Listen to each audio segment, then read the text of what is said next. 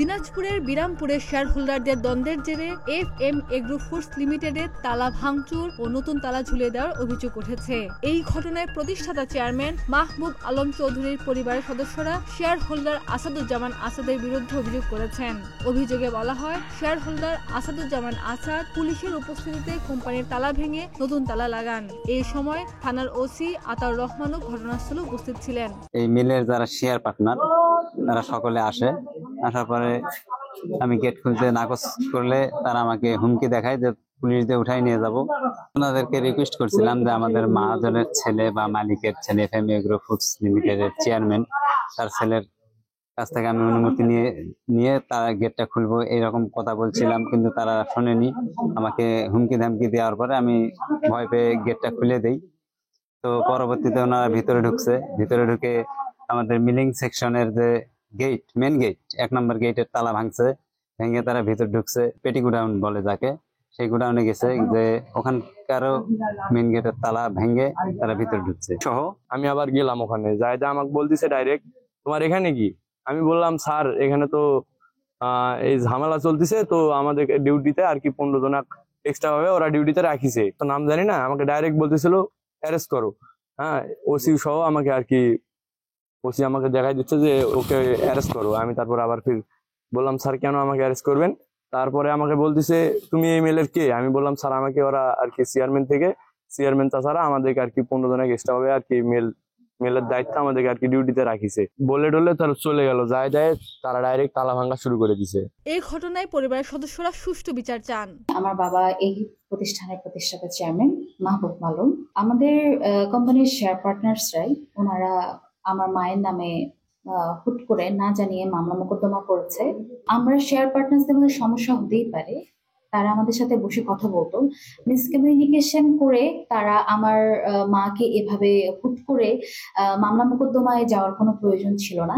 আমাদের যে সমস্যাগুলো তৈরি হয়েছে সেগুলো তারা আমাদের সাথে বসে ঠান্ডা মাথায় যেন সমাধান করা হয়, এবং মামলা মোকদ্দমা এগুলো আমরা চাচ্ছি না।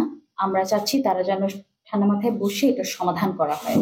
আমি FM এগ্রো ফুডের চেয়ারম্যানের ছেলে তানিমাল সোহাইব। গত বৃহস্পতিবারে আমার আম্মুর নামে একটি মামলা হয়, আমার আম্মুকে অ্যারেস্ট করে নিয়ে যায়। আমরা যখন মামলার পেপারগুলো পাই, তো পেপারে দেখি তারা একটা ভুয়া মামলা সাজিয়েছেন। তারা জামিনটা পর্যন্ত নিতে দেয়নি, এবং যেহেতু মিথ্যা মামলা, তারা অনেক পরিকল্পিতভাবে এটা করেছে। আমরা যেহেতু এখানে পাহারা দিচ্ছি গত 4-5 দিন ধরে, অনেক ভালোভাবে কঠোরভাবে পাহারা দিচ্ছি, যেহেতু একটা খারাপ সময় চলছে।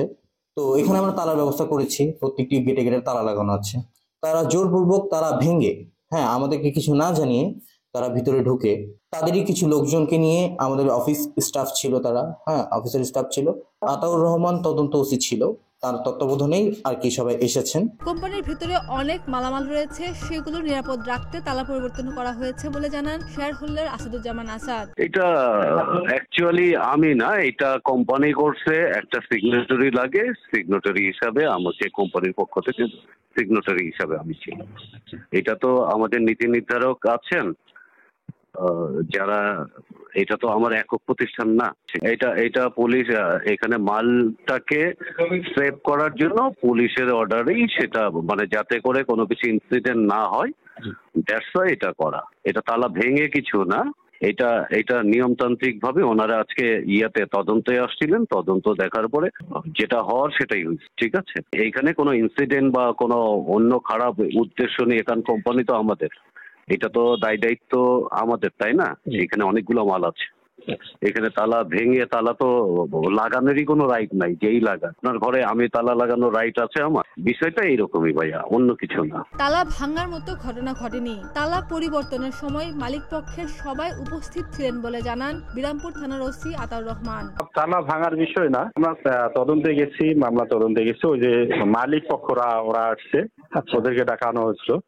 ওটা একটা নেগোসিয়েশনের জন্য, ওই যে ওনার ছেলে এবং মেয়ে আছে, কথাবার্তা মিলমিট করে দিলাম যে আপনারা আলোচনা করেন, কথাবার্তা বলেন। ওই ধরনের না, যেটা বলছে ওটা না।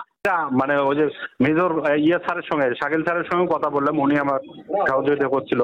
ওনারে ভাতিজা যে আপনি একটু একটু করেন, দুই পক্ষ যেন বসে একটা মিটমাট করে। আমি স্যার, উনি তো জেলে, উনি হয়তো পরে বললেন না আজকে জামিন হবে, উনি সন্ধ্যের দিকে আসলে একটা ইয়ে হবে। এই ধরনের কথা বললো। পরে ওনার ছেলে মেয়ের সঙ্গে আমি কথা বললাম, স্টেটমেন্ট নিলাম। ওরা পরে ওই পক্ষ আর এই পক্ষ দুই পক্ষ ওখানে মিট করে দিলাম। খাদিজা নিপা, প্রতিদিনের বাংলাদেশ।